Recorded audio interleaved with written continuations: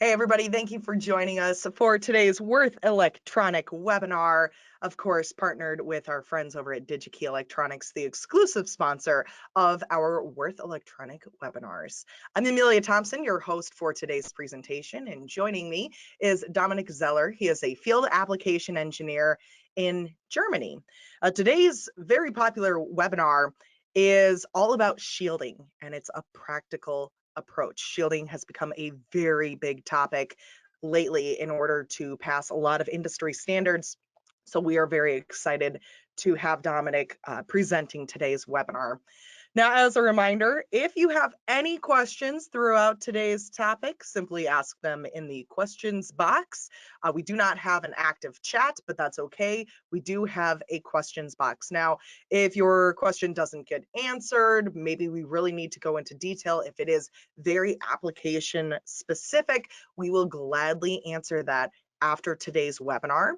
Simply look for the email at webinarteam@we-online.com. Speaking of that email, that is also where you will find today's video on demand presentation that will be available within the next week or two. Again, that is webinarteam@we-online.com. Don't miss our next webinar coming up in a couple weeks on October 25th. We are skipping 2 weeks ahead with differential pressure sensors for industrial applications. Again, October 25th. You can register online at www.we-online.com/webinars. Now let's begin today's Würth Elektronik webinar with Dominik Zeller, Shielding, a Practical Approach, partnered with DigiKey Electronics. Yeah, welcome to the webinar. Again, my name is Dominik Zeller. I'm a field application engineer with Würth Electronics. And today my topic is going to be shielding. Well, shielding is not that easy and the time frame is quite tight. So I will try my best to stay in time. What is going to be our focus? Well, the first thing is going to be theoretical aspects of shielding.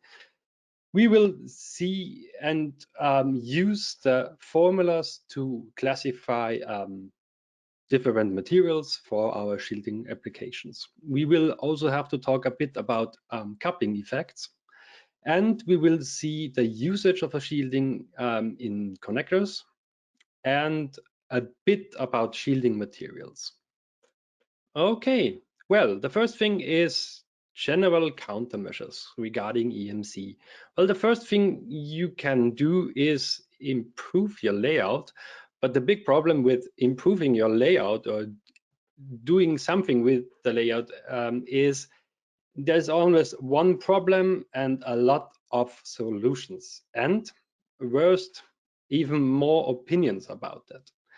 And at a certain point, you will have to use filters to filter out common and differential noise.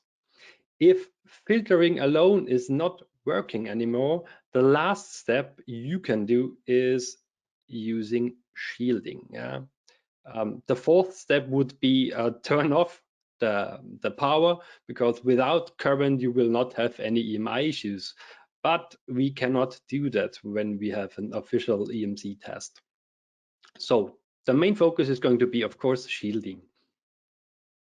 If we want to speak about shielding, we also have to speak about antennas. Antennas, or the wavelength, in this case lambda, is, well, the length of a wave. And with the wavelength divided by 4, in this case, you have quite a good antenna. And a good receiving antenna is also a good sending antenna for this certain frequency. So if you have, let's say, radio in Europe, you have 100 megahertz, and this would be, the wavelength would be 3 meters. And if you divide it by 4, you have 75 centimeters. Sorry for the European measurement units. 75 centimeters is about this, so it's typically a cable length. And in this case, a lot of cables, especially if you're outside of your application, are good antennas for radio. If you increase the frequency speed, in this case Wi-Fi, 2.45 gigahertz, the size of your antenna is going to be reduced. In this case, lambda would be 12 centimeters, and divided by 4 would be 3 centimeters. That's about this 3 centimeters. So you are already on the circuit board, and a lot of antennas can be found there. So shielding would be a good approach to reduce those nasty effects. Well, we also have to talk about coupling effects. We always have an electromagnetic wave, but in the near field, we often have dominant things, like if it's a capacitive coupling, that just means one thing, set load is quite high, because then you have an electric field. You have no current and you have an electric field. So the E field of your electromagnetic wave is dominant. If you have set load is quite small, or ideally zero, current is able to flow, and in this case you will have a magnetic field, so inductive coupling. And one last thing that sometimes can be overseen is impedance coupling. If you have two signals using the same ground plane, they can interfere each other. So in school we learn current is always going to choose the path of the least resistance. This is true, but only if you have DC current. As soon as you introduce frequency, so AC current, current is going to be directly under the signal trace, but only if it's able to do so. As soon as you have an opening in your ground plane, current has to find a new way. In this case, the way of the least impedance. And by doing so, often loops are going to occur. And those loops have to be avoided by all costs. I often get the question, well, at what certain frequency is this going to be an issue? Is it 500 hertz? Is it 1 kilohertz? Is it 100 megahertz? Well, as you can see in this simulation, until 200 hertz, current is always going to choose the path of the least resistance. But if you increase the frequency, current is going to slowly adapt and will go directly under this conductor. And at 1 kilohertz, most of the current is directly under the signal trace. And the further you go up with your frequency, the more concentrated the current is going to be under the transmission line, which is not a bad thing, because you have one current in this direction and the current going back in this direction. Both will create magnetic field lines, but they are opposite to each other, and therefore most of them will cancel each other out. Well, they will not cancel each other out, but they will reduce the effects in the near vicinity quite a lot. So this is a thing we want to have, because as soon as the current has to go a different direction, this magnetic field is going to be increased by quite a lot. I tried to do some measurements beforehand, and I will show you the measurements. Feedback I already got is that the quality of the video is not that ideal for transmitting. So we will of course give you these videos as well as the documentation about the presentation. But what can you see? Well, I will explain it just in a few words. On the right side, you have a signal generator generating a square wave, simple square wave, 2 megahertz, and I think 2 volt peak. And on the left side, you have the oscilloscope with a built-in FFT measurement unit. And the idea is we have this sort of simple signal that's going to be transmitted through the cable onto my circuit board. On my circuit board, it's basically a two-layer circuit board. On the top, I have the transmission line, and on the bottom, everything is ground. So it's going to go over my transmission line. Here I have a 50 ohm resistor, and it's ideally going back the same direction. So, and what you can see is if I use my self-made near-field probe, if you are on top of the transmission line, you will see, of course, a field, in this case, a magnetic field. And the further you go away, well, the further it's going to be reduced. Okay, so, which is quite nice. And this is only the case if the current is able to flow directly under the transmission line. As soon as you have an opening with the same setup, the same signal form and the same frequency, even if you go away of the transmission line, you will still have a field. And so increasing the distance won't have an effect on the measured field, as you can quite clearly see in the video. I hope you can see it quite clearly. Why is this relevant? Well, I mean, if we have coupling effects, and it doesn't matter if you have inductive coupling or capacitive coupling, one way to reduce coupling would be to increase the distance between both transmission lines. Or, and that's the reason why we are doing this webinar, is we could introduce shielding materials. And in this case, I will just use a quite simple conductive metal plate, and I will push it between both transmission lines. And we already can see, of course, we can see on the second transmission line, something is going to be transmitted. It's not ideally. Here we can now see if I increase the distance, the value is going to be reduced as well. It's more clear if you can hear my voice in the video, but as I can show you with real measurements, by increasing the distance, well, you will also decrease the coupling. If you put shielding in between, well, then my crosstalk is going to be reduced. It's only going to be reduced if my shielding is also connected to ground. It's going to be increased by decreased by a little if it's not connected, but if you connect it to the ground, it's going to be quite drastic, as you can see here, quite nice. And it's about 30 dB. Again, now we have the impedance coupling part.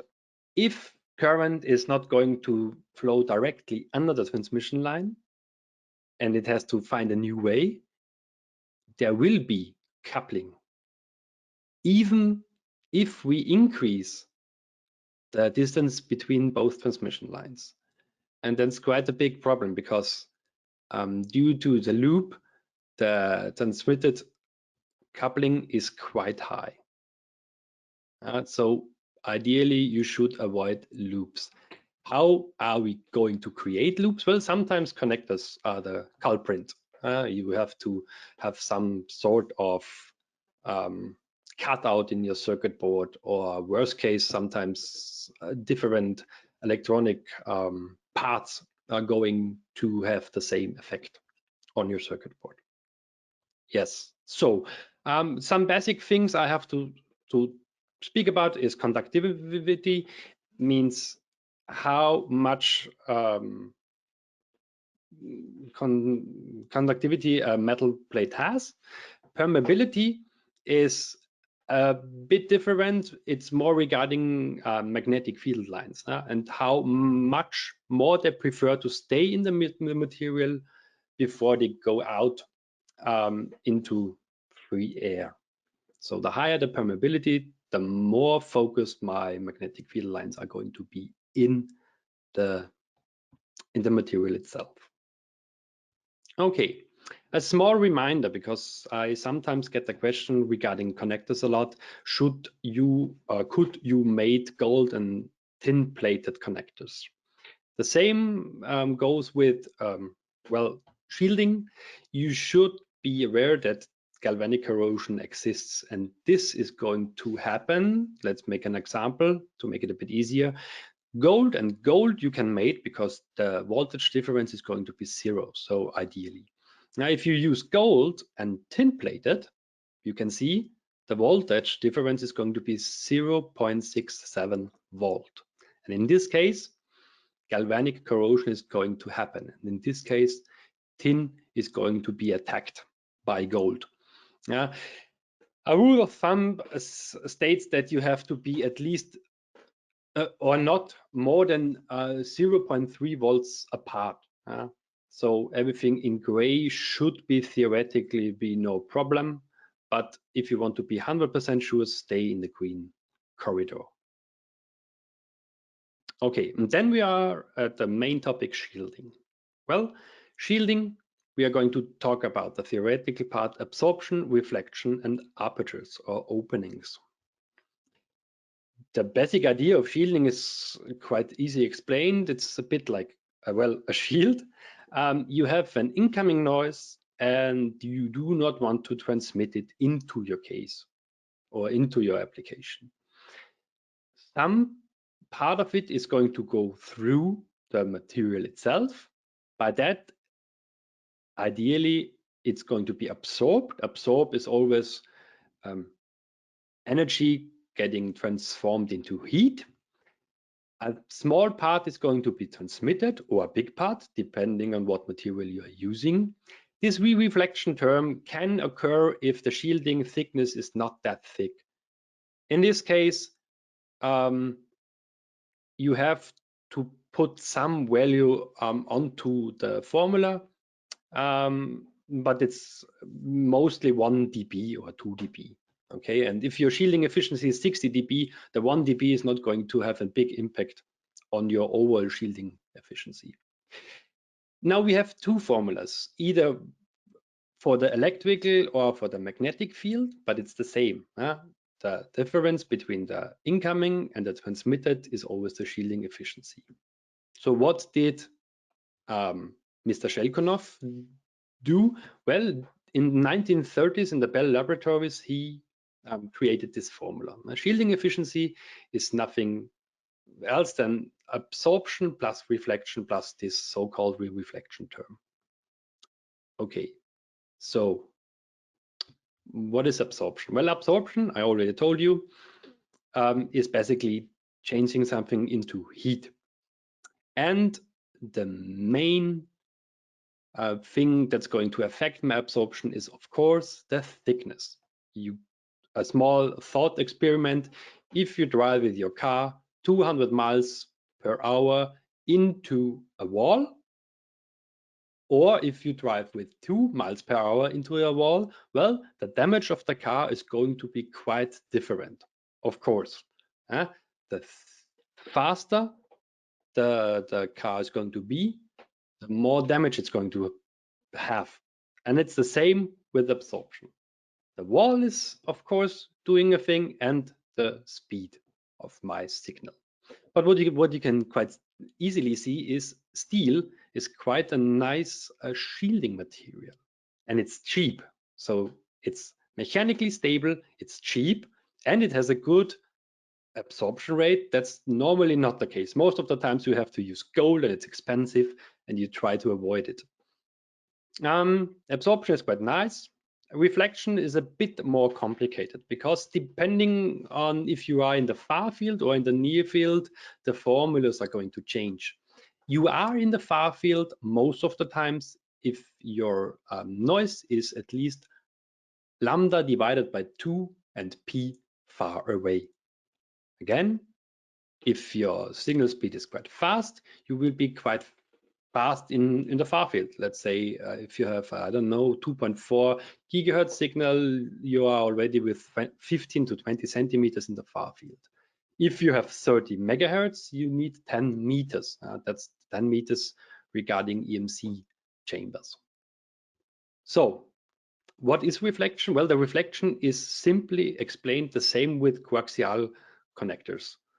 A difference in impedance is going to cause a reflection.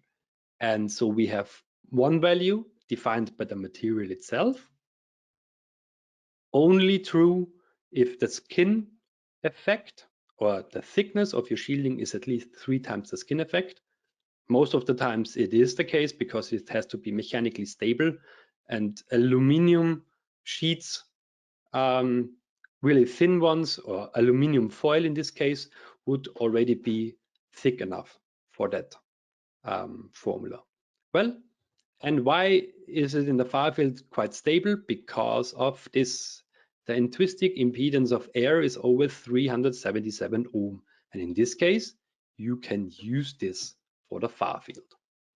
As soon as we go in, well, here just an overview, it starts quite high and it goes down quite fast. And at a certain point, it's going to negatively affect your overall shielding efficiency.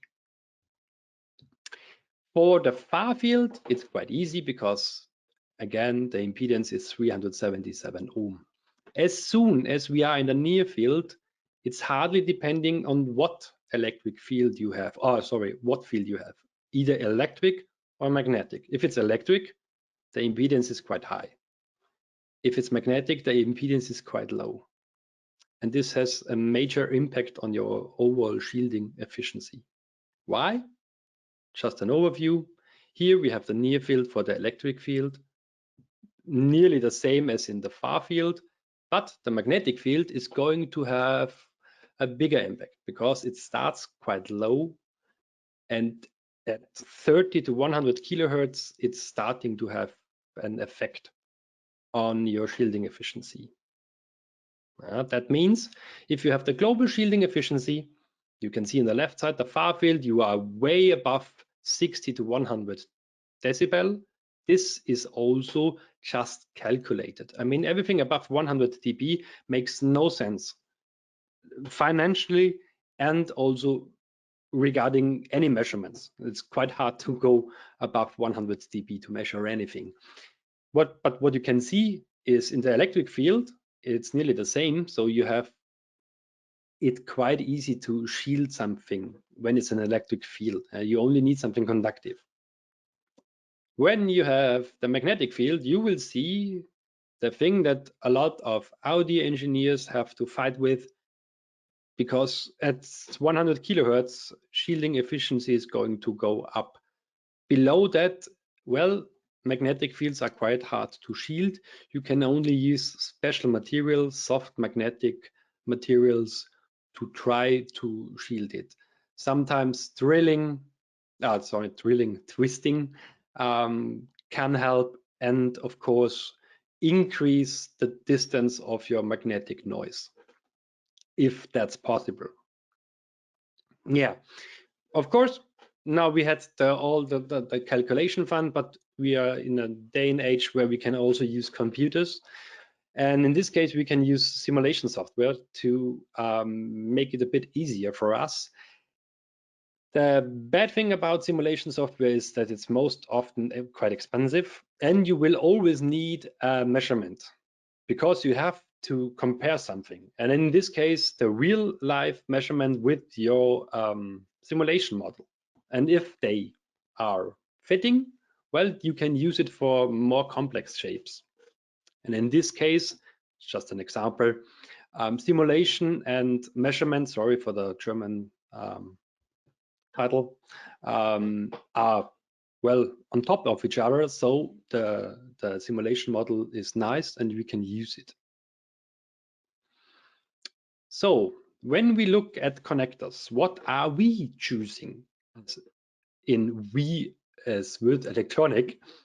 Well, most often we use brass or steel and stainless steel, hardly depending on the application, or in this case on the connector itself. I mean, USB-C needs 10,000 mating cycles, so it has to be mechanically quite stable. And also your shielding has to be mechanically quite stable. And in this case, we cannot use brass. Brass is often used when the shielding is not that hard, or if we want to use our stamping tool quite often to decrease cost. In the perfect world, we would not have to talk about shielding efficiency if we are always above 100 dp. This is only the case if we have an application or a case in this case that has no openings at all.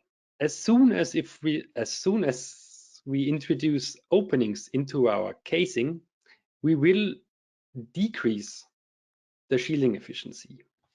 And if the opening is equal or bigger than lambda divided by 2, your shielding is useless. Most often you can see in industrial applications they not use divided by 2 but divided by 20. Military applications divided by 50. It's just to be 100% sure that your shielding is not failing. And of course, in military applications, especially in, let's say, spacecrafts, you cannot send an astronaut to the moon to resolder a failed shielding experiment. Better safe than sorry. But the difference is, again, just a value. Divided by 20 is going to be at 0 faster than divided by 2. It only shows the 0, but it goes into the negative, and into the negative means you will create antennas. So sometimes your slot in your casing can act as a real life antenna. Another reason to avoid slots if possible. There is a quite nice guideline free in the internet, produced or published by NASA. They of course have a lot of additional parameters to describe the shielding efficiency, but in the end there is only a safety net between the NASA in this case and the old divided by 2 rule of thumb. Yeah. So how can we increase aperture sizes or openings without decreasing our shielding efficiency? Well, there's one quite easy way to do that. A lot of openings, and we try that the opening itself is not bigger than lambda divided by 2 or divided by 20, and all the openings have to be apart as well, at least lambda divided by 2, because in this case, then for your signal you want to block, your 1,000 openings will look like a solid plane. A quite easy example would be, I'm quite tall, I'm 1.90 meters, so nearly 2 meters, and old houses in Europe sometimes have smaller doors. So in this case, for me, it would look like there is no actual door. Again, a small thought experiment. So what is the main purpose of a connector? Well, continuity. Reduce the opening in your casing with EMI fingers. Further transmit or transport your shielding with an internal connector, and of course connect your shielding also to the shielding of your PCB, or in this case the PCB itself. And cables can act as an antenna as well, because if you have current going in this direction and coming back in this direction, what do you have? Well, you created a loop. Loops are quite nice regarding antenna gain, so you have to reduce the loop by either decreasing the distance or by twisting the cables. Twisting the cables is only going to work if those are not 2 signal lines, because if you do twist 2 signal lines, you are going to have quite a nice crosstalk, and that's going to be a thing you want to avoid. If you want to further shield everything, you can also use electrical shielding or E-field shielding, in this case just something conductive. If you have a slow Sunday afternoon and you want to fight with someone in the internet or on the internet, the question regarding on how to actually connect the shielding, one side, both sides, no side at all, is going to have a big impact on that. Why? Because in this case, most of the times, a lot of people well have opinions, and sometimes those opinions are even true. In this example, you can see not only one line but more lines, and we have common noise, common mode noise, sorry. So if we connect the shielding on no side at all, we have of course our E field, and the current has to go over the ground plane back to the source, and in this case creating a big loop. So of course, well, you will have radiated noise. If you connect the shielding on one side, you will still have common mode noise, current going down here. Here, it's going to decide either go over the shielding or over the ground plane. In this case, it can only go over the ground plane because we have not connected it on both sides. So we will still have a magnetic field created by the loop. But the E field is going to be shielded. Why? Well, the inner conductor and the outer shielding, you can how to explain that? Well, the inner conductor and the outer shielding are connected by a capacitance, as a theoretical capacitance. And by that, my E field can be short-circuited by only connecting it on one side.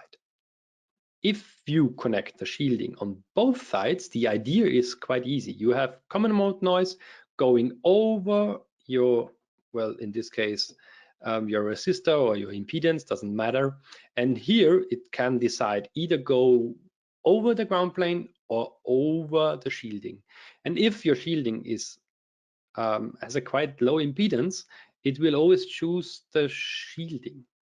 And by that, if you have again two currents creating opposite magnetic fields, the magnetic fields will be drastically reduced or even, well, cancelled out.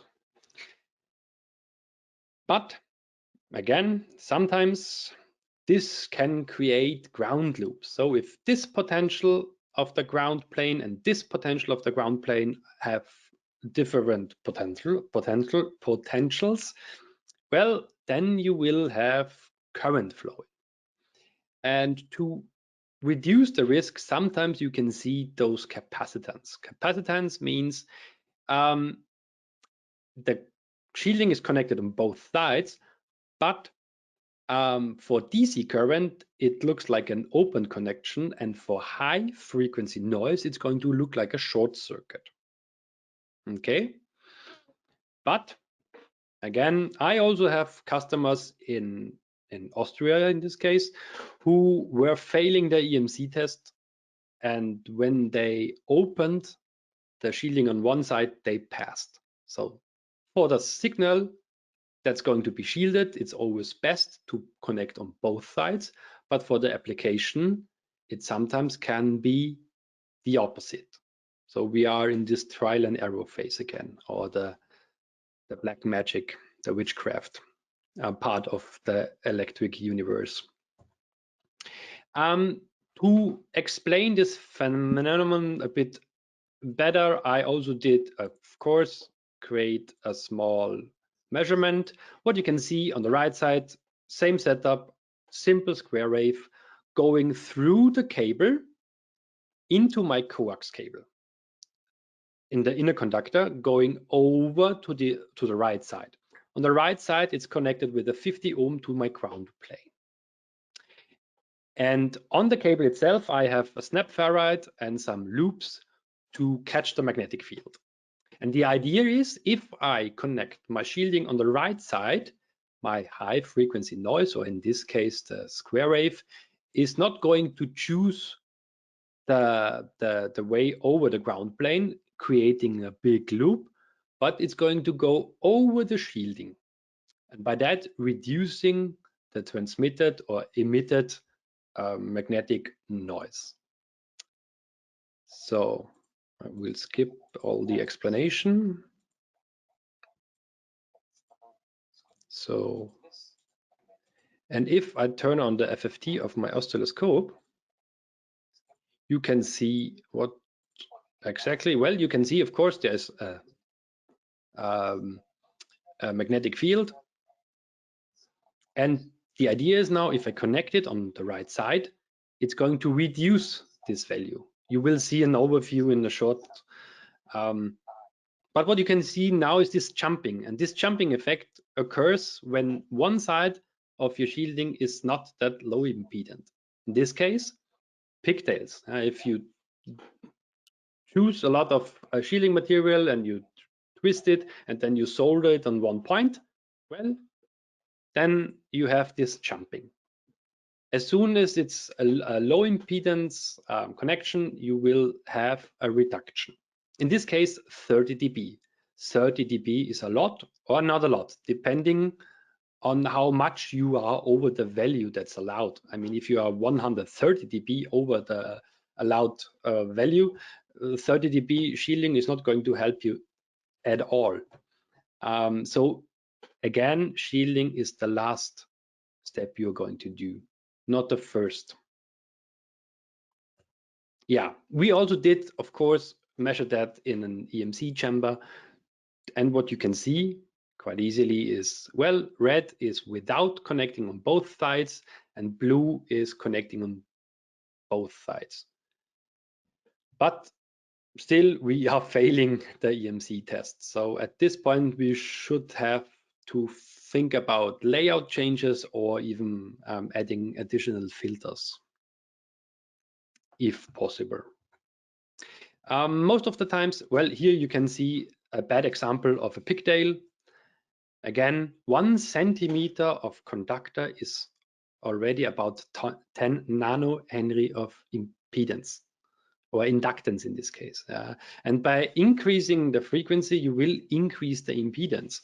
And at a certain point, your signal is going to switch back, not over your shielding, but over maybe a ground pin in the inner side of your cable. Braided shielding should be covering at least 85% of your cable, and maybe twisted pairs should be shielded separately. That's just an example for a network cable. How can you find out if the shielding of your cable is quite nice or not that nice? Well, there's only one way. You have to cut open the cable. If you spend a lot of money or not a lot of money on a cable, this will not, or most often have no effect on the shielding quality. So better just cut it open and see how the shielding was done. Because sometimes this can happen. To reduce costs, you often find those shielding foils, thin material, in this case metal, and a plastic foil or plastic tape that's carrying the metal foil to make it mechanically more stable and flexible. But what can happen is, if the two conductive parts are not meeting, you will create a big slot through your complete cable. So not only will your cable shielding will be useless, but again, you will build antennas for certain frequencies. Better do some kind of bending to even decrease the opening itself. That's then hardly depending on the cable manufacturer. Ideally, a thick material that's completely conductive is the thing you are going to choose. Here, just a small example, what's going to happen with a 5mm opening with 100 megahertz, 1 gigahertz, and 5 gigahertz. Well, 40 dB, 29 dB, 15 dB. 15 dB is not a good value for your shielding. You should go in the range of 30, 40 to 60 dB. This is also the reason why we try as a manufacturer to reduce those openings. Sometimes we have to do them to increase holding forces of the connectors. And if we insert the female or the male part, depending on the connector, we will of course close those openings. One small thing regarding the shielding, because sometimes I see that when people are desperate in EMC tests. Well, if I fail my EMC test, what I'm going to do is I will put on as much material as possible. And then I even fail harder at my test. What is the problem with this approach? Well, when you want a connecting cable, an interconnecting cable, you try always that it has not a lot of resistive losses. In this case, you will use a lot of material. A lot of material means not a lot of resistance. The small diameter will have not a big impact on your capacitive value, but it will of course have an impact on your inductance, resulting in a typical impedance of 50 to 100 ohm. Shielding, you try as hard to not use a lot of material, because the more material you save, the more the costs are going to go down. So not a lot of material means a lot of resistance. Due to the size of the shielding, we have a big capacitance, and due to the limited amount of material you or we are using, we'll also have a small inductance value, resulting in a typical value of 1 to 5 ohm for the shielding. And that's exactly, when you see it with USB, you will want a high DC resistance on your shielding. Because what happens if you have a lot of material? This value is going to go down, and maybe your ground or your VCC is going to choose the direct path over your shielding, and then you have those ground loops, and you want to avoid that as best as you can. So if you add more material because you want more absorption, well, then use a capacitance on one side. Yes, so just a small overview. Capacitive coupling can be reduced by well, using shielding. Avoid parallel conductors in a cable, that's going to be quite hard. Increase maybe the distance between conductors, that's also quite hard. The easiest way to shield electric fields, or in this case capacitive coupling, is with conductive materials. Yeah, we have a lot of that in the ISOS portfolio. You can choose a lot. Then the same with capacitive coupling. No, sorry, that should mean inductive coupling. There's a typo. You should reduce the loop surface by twisting the cables or increasing the distance of the noise and the thing that's getting disturbed, or use soft magnetic ferrite material with a high permeability. The higher the permeability, the better for your magnetic shielding. The bad thing about shielding is always, or most often, that you have a lot of manual labor. So not only the parts can be quite cost demanding, but also the manual labor that comes with the shielding. And then we are already at the end of my presentation. I hope I did not take too much of your time, and I made myself as clear as possible. Yeah. All right, thank you so much, Dominic, for presenting today's webinar. We do have some questions rolling on in. And again, if you do have any questions, simply ask them in that questions box. Our first question here, would you prefer a high absorption or reflection? Well, if you are looking on the connector side, I mean, a high reflection is not going to be that problematic if it's outside of your application. As soon as you are in your application, I would always prefer absorption, because everything you can change from an electric point to a heat point is good. Because sometimes, and that's the worst case scenario, you have a casing, you have your small CPU making common mode noise, and this noise is getting transmitted into the air of your casing and it's going to be reflected by your casing as well. So sometimes your CPU can also disturb other parts because of those reflection in the casing. And in this case, normally you would again use something to further absorb those electromagnetic waves, special ferrite materials. So if you can choose absorption over reflection. Thank you very much. I hope that helps the person that was asking the question. Our next one here, why should you avoid loops? Well, why should you avoid loops? Well, if you look at the E field of a loop antenna and a rod antenna, the loop antenna is defined by the size and but more often, and the most important thing about loop antennas is that it's also defined by the frequency. Again, also the rod antenna is, but with loop antennas, the frequency is to the square.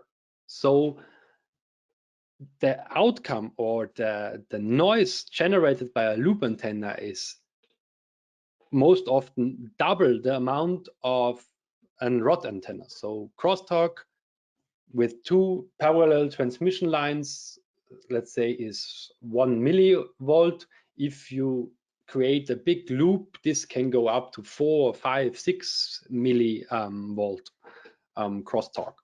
So that's the main reason why you should always avoid loops. And loops can be quite easy introduced in your system. I mean, if you have vias from the top to the bottom, you go then from the bottom to the top again, on the side view, you already created a small loop. It's not going to have this big of an impact, but sometimes reducing those vias can also help you to further improve your layout, if possible. Thank you for that explanation. Our next question here, what special materials would you use for magnetic shielding? Well, I already showed you a small picture. In this case, this is a product of Würth Elektronik, and it's called FSFS, and it's a flexible ferrite material. So this ferrite material is on foil, and it's already pre-broken, so it's also flexible. And in this case, it has quite a high permeability and can be used especially for magnetic shielding. We use this also regarding wireless power charging to push magnetic fields in a certain direction to increase the coupling of both coils. So now that actually goes into this next question that's just come in. Is steel an effective electric field shielding material? Yeah, you can already use steel. I mean, there are different things you could use. Most often, it's some sort of steel that's plated with tin to make it solderable.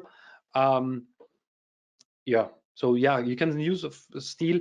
I once talked to RF engineer, and his standard casing is always stainless steel on the outside, because then you have do not worry about any corrosion regarding salt and other environmental effects. And as a base plate, he's using an aluminum sheet, quite a thick aluminum sheet, to further increase also the absorption in the inner surrounding of your casing. And regarding heat, it's also quite nice. So if you have something that's quite hot, you can use this as not a CPU fan, but a cooling device as well as a shielding device. That makes sense. Our next question here, we have a few more rolling in and then we'll wrap it up. For termination of cable shielding on both ends, what is the best way to do the termination? Is it best to direct connect or do some sort of capacitive termination? Yeah, that's quite hard to answer. The easiest thing for me would be, I have to say, it's application depending. But to be honest, often I see both. I see on one side the fully connected 360-degree connection. We have SMD cable holders that can be useful here. You can just solder them in an SMD process, and then you can use, I don't know, as a cable zip tie to press the shielding onto your PCB. And on the other hand, you have the capacitance that's going to connect on the other side, because you can always skip the capacitance and just short circuit the opening with I don't know, a piece of conductor to make tests. But if you do not have, or if you do not plan, or if you did not plan some space on your circuit board, it's always hard to well, do it after the EMC test. That's what's going to be quite hacky. Yeah. A couple more questions here, and then we are going to wrap up today's webinar. Is there anything you would recommend for protecting microphones from coupled electronic noise? Yeah, microphones and also earbud devices are quite hard to shield. This one is really hardly application depending, because also of the size. I mean, if you have a lot of space, you can of course use ferrite material to try to shield that, or maybe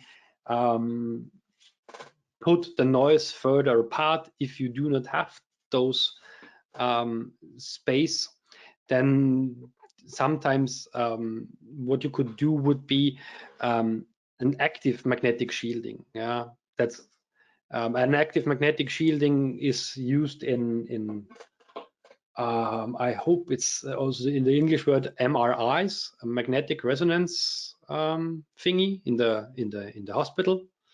There they use also active shielding. They create magnetic fields that's going to reduce each other. That's one way. But sometimes, yeah, depending on the space you have left on your circuit board. Absolutely. And our final question here, is there any good open source modeling software for EMC simulation? Yeah,